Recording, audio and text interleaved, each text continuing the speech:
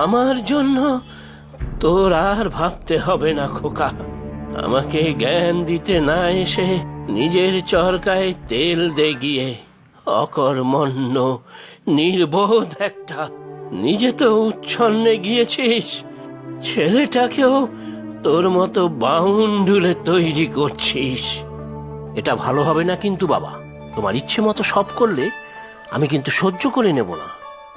যা যা করবি কর গিয়ে। আর শোন, আমার সম্পত্তি তাহলে আমি আমার নাতি ধনেশের নামে লিখে যাব। তোরা সবাই থাকবি ওর মুখাপেক্ষী হয়ে, বুঝেছিস? আচ্ছা, আমিও তাহলে দেখে নেব।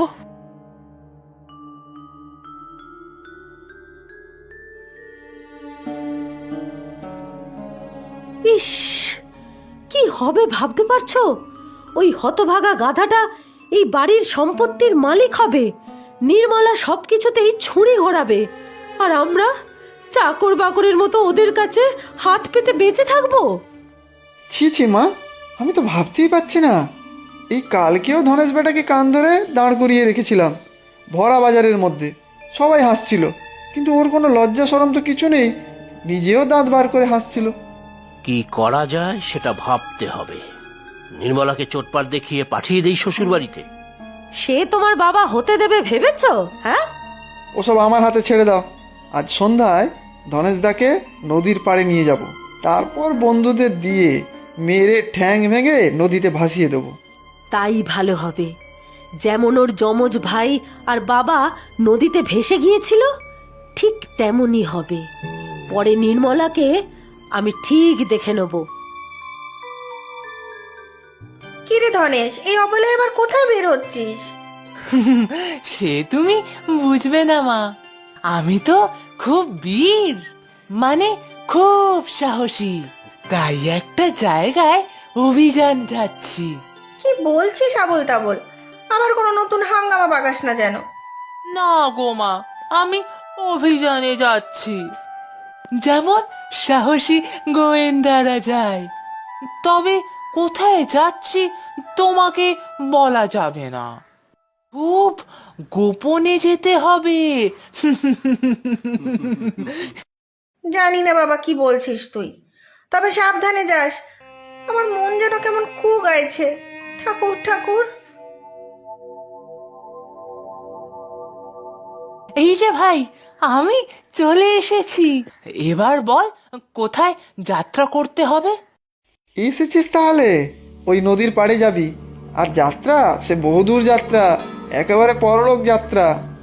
বহু দূর যাত্রা, অনেক দূর। হ্যাঁ, অনেক দূর। যা, ওই নিচে নদীর পাড়ে চলে যা, আমার বন্ধুরা আছে ওখানে, ওরাই পাঠাবে তোকে বহুদূর যাত্রায়। আচ্ছা ভাই, চলি তাহলে। বাবা, পরকাল যাত্রার কি তাড়া! আমার সম্পত্তিতে ভাগ বসানো, মরবি এবার। সব মনে আছে তো কি করতে হবে? ভালো করে লাঠি পেটা করে হাত পা বেঁধে নদীতে ফেলে দিতে হবে। এই তো আসছে। হ্যাঁ, ওই হাঁদারামটাই। চল ধরি গিয়ে। ও মা, তোমরা বুঝি আমাকে অভিযানে নিয়ে যাবে নদীতে? হ্যাঁ রে গাধা, তোকে আগে ধুলাই দেবো ভালো করে, তারপর নদীতে নিয়ে যাব। আহ আহ, মারছো কেন আমাকে? ব্যথা লাগছে তো। আমার ভাই চিন্টুকে বলে দেবো কিন্তু। আহ আহ আহ চিন্টুকে বলবি?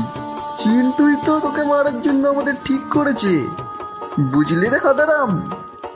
মিথ্যে কথা, মজা করছো তোমরা? হ্যাঁ, মজাই তো।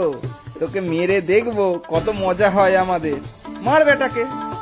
আহ আহ আহ বাঁচাও বাঁচাও বাঁচাও। পালিয়ে বাঁচবি আমাদের থেকে। চল গাছের পেছনে ধরি বেটাকে।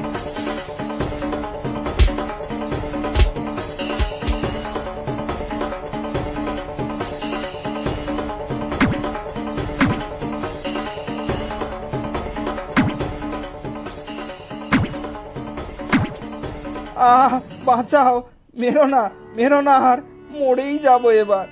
এ কি সেই ক্যাবলা ধনেশ? না না, ও তো ধনেশ না, ধনেশ তো আমি। হ্যাঁ, তাহলে এ কে? দুটো ধনেশ? ওরে বাবা, নদীর পাড়ে ধনেশের ভূত নাকি? না, আমি ধনেশ নই, আমি রমেশ। ও মা, তুমি আমার মতোই দেখতে, কিন্তু জামা কাপড় আলাদা।